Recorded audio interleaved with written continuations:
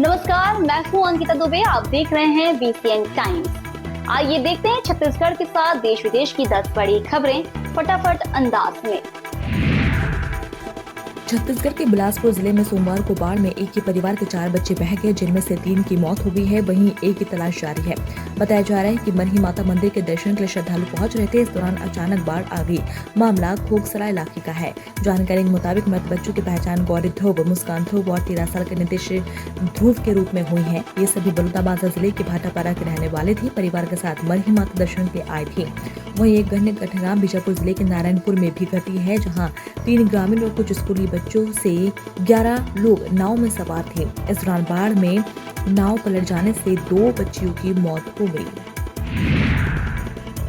पंजाब के मुख्यमंत्री भगवंत मान ने सोमवार को केंद्र की भारतीय जनता पार्टी नीति सरकार पर राज्य के 55 लाख लोगों का मुफ्त राशन बंद करने की साजिश रचने का आरोप लगाया है और कहा कि वह लोगों का हक छीनने नहीं देंगे। मुख्यमंत्री ने पंजाब की जनता को संबोधित एक लिखित संदेश में दावा किया है कि केंद्र सरकार ने आदेश जारी किया है कि राज्य के 55 लाख लोगों को मिलने वाला मुफ्त राशन बंद कर दिया जाएगा। ये बीते एक सप्ताह में दूसरी बार है जब मुख्यमंत्री मान ने केंद्र पर राष्ट्रीय खाद्य सुरक्षा अधिनियम के तहत दिए जाने वाला लोगों का राशन बंद करने का आरोप लगाया है। छत्तीसगढ़ की राजधानी रायपुर में अपराध का ग्राफ लगातार बढ़ता जा रहा है। ताजा मामला खमतराई थाना क्षेत्र के मित्र पार्क इलाके का है, जहां बोरी में बंद एक युवक की लाश मिलने से सनसनी फैल गई है। मृतक की पहचान 25 से 30 वर्षीय रामा माड़े के रूप में हुई है, जो उड़ला स्थित आरा इस्पात कंपनी में काम करता था। पुलिस जांच में बड़ा खुलासा हुआ है। रामा माड़े की हत्या अवैध संबंध के चलते की गई थी।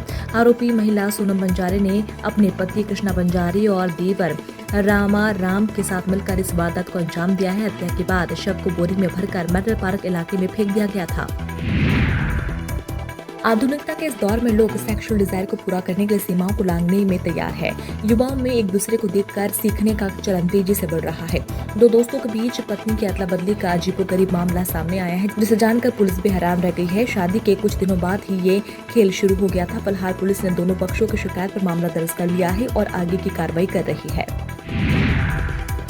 आबकारी विभाग द्वारा ऑनलाइन पेमेंट को बढ़ावा देने के लिए छत्तीसगढ़ के सभी शराब दुकानों में जल्द ही कैशलेस व्यवस्था लागू होगी। शराब दुकानों में अब ऑनलाइन भुगतान का शराब क्रय किया जा सकेगा।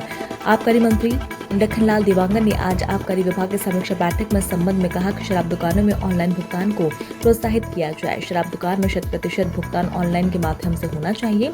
आबकारी मंत्री देवांगन ने कहा कि मुख्यमंत्री की मंशा के अनुरूप मदिरा दुकानों में सीसीटीवी कैमरा स्थापित कर मुख्यालय से 24 घंटे सतत निगरानी भी रखी जाएगी।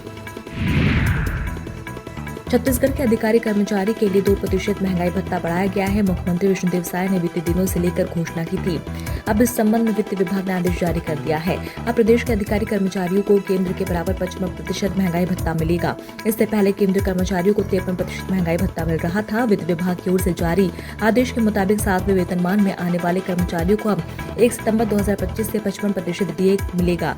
वहीं 6वें वेतनमान के कर्मचारियों को 252% डीए दिया जाएगा, यानी उनके महंगाई भत्ते में 6% की बढ़ोतरी की गई है। महासमुंद जिले के खलारी थाना क्षेत्र के ग्राम डोंगरेपाली में एक मां ने अपने सौतेले पुत्र की टंगिया से मारकर हत्या कर दी। पुलिस ने आरोपी मां रुखमनी सोरी को बीएनएस की धारा 103(1) के तहत गिरफ्तार कर लिया है। जानकारी के अनुसार आरोपी का सगा बेटा राजेंद्र सोरी ने खलारी थाने में सूचना दी कि उसका बड़ा भाई सूरज सोरी शराब का आदी था। घटना के दिन भी सूरज सोरी घर आया और मां से विवाद कर रहा था।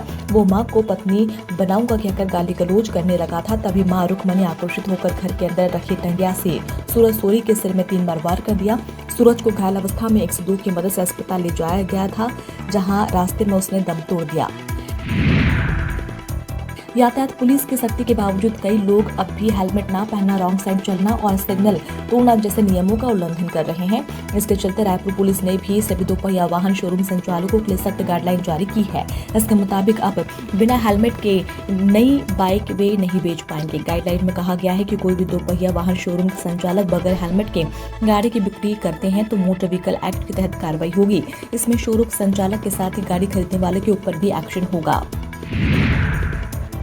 अंबिकापुर के नेशनल हाईवे 43 पर एक कार का टायर गड्ढे में घुसने से फट गया, जिसके बाद गाड़ी बेकाबू होकर सड़क किनारे खड़े ब्रेक डाउन ट्रक के पीछे से टकराई। इस हादसे में कार चला रहे ठेकेदार की मौत हो गई है।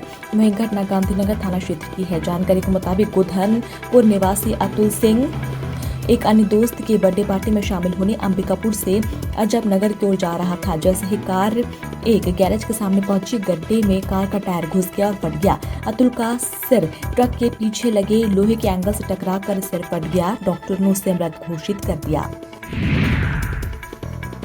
छत्तीसगढ़ शराब घोटाला मनी लॉन्ड्रिंग मामले में फंसे पूर्व मुख्यमंत्री भूपेश बघेल के बेटे चेतन बघेल के हाईकोर्ट से राहत नहीं मिली है। ईओडब्ल्यू की एफआईआर को चुनौती देते हुए दायर की गई उनकी याचिका को हाईकोर्ट ने खारिज कर दिया है। चेतन बघेल की याचिका पर हाईकोर्ट में सोमवार को सुनवाई हुई है। रायपुर सेंट्रल जेल में बंद चेतन बघेल फिलहाल 6 सितंबर तक जेल में रहेंगे। इससे पहले उनकी याचिका सुप्रीम कोर्ट से भी खारिज हो चुकी थी। कोर्ट ने कहा कि आपको ऐसी नई याचिका दायर करने की छूट दी जा रही है जिसमें सिर्फ आपकी ही याचिका हो। इस खबर में इतना ही। आप देखते रहिए बीसीएन टाइम्स। नमस्कार।